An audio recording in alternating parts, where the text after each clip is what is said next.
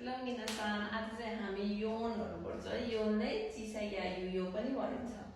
यिनीहरु कसरी युज गर्ने भनेर सिकौं है त। यो योनहरु चाहिँ साउन्डहरु मध्येमा यी साउन्डमा मात्रै लाग्छ है।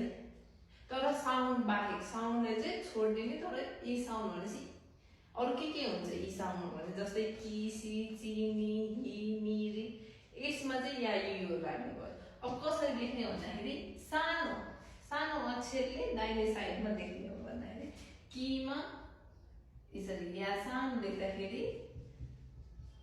क्या, किमा सानो या झुन्डाउँदा क्या। त्यसरी नै किमा यु झुन्डाउँदा क्यु, त्यसरी नै किमा यो झुन्डाउँदा क्यो हुने भयो है। यसरी सानो अक्षर लेख्ने। अब सीमा या झुन्डिँदा के हुने भयो, स्या। त्यसरी नै सीमा यो झुन्डिँदा स्यु। अब त्यसरी नै सीमा यो पनि झुन्डिन्छ, स्यो। स्या स्यु स्यो। अब अर्को छ हाम्रो ची। चीमा या झुन्डिँदा च्या। चीमा यो झुन्डिँदा चु। चीमा यो झुन्डिँदा च्यो। त्यसरी नै अर्को छ नि। निमा या झुन्डिँदा के हुन्छ, न्या।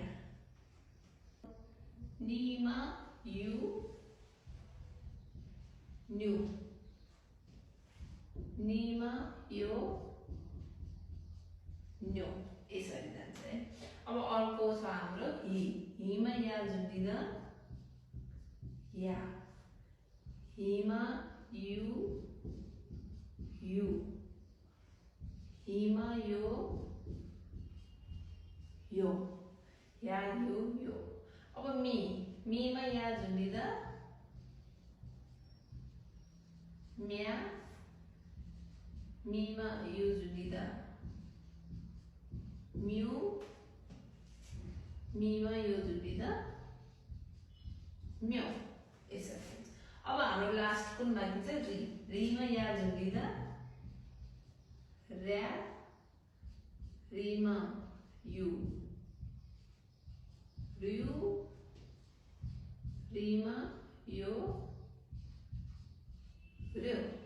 यो भयो क्या क्यु क्यो, स्या स्यु स्यो, च्या च्यु च्यो, न्या न्यु न्यो, ह्या यु यो, म्या म्यु म्यो र र्या र्यु र्यो। अब यो बाहेक अरु तेन पनि यी साउन्डमा लाग्छ। तेनमाहरुको चाहिँ कसरी युज गर्ने, कसरी प्रोनाउन्सिएसन गर्ने भनेर चाहिँ अर्को भिडियोमा आउँला है। माता आसिता।